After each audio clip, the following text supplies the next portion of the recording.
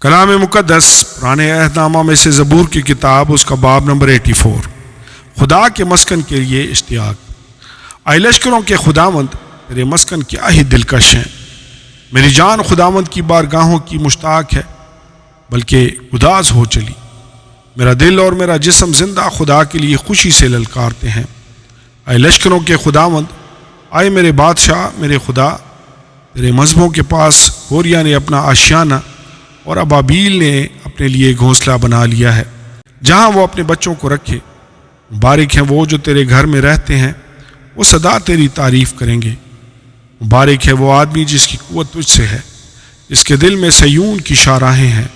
وہ وادی بقا سے گزر کر اسے چشموں کی جگہ بنا لیتے ہیں، بلکہ پہلی بارش اسے برکتوں سے معمور کر دیتی ہے۔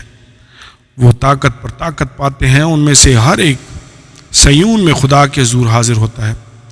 آئے خداوند لشکروں کے خدا، میری دعا سن۔ آئے یعقوب کے خدا، کان لگا۔ آئے خدا، آئے ہماری سر پر دیکھ اور اپنے ممسوح کے چہرہ پر نظر کر، کیونکہ تیری بارگاہوں میں ایک دن 1000 سے بہتر ہے۔ میں اپنے خدا کے گھر کا دربان ہونا شرارت کے خیموں میں بسنے سے زیادہ پسند کروں گا، کیونکہ خداوند خدا آفتاب اور سپر ہے۔ خداوند فضل اور جلال بخشے گا، وہ راست رو سے کوئی نعمت باز نہ رکھے گا۔ اے لشکروں کے خداوند، مبارک ہے وہ آدمی جس کا توکل تجھ پر ہے۔ آمین اور آمین۔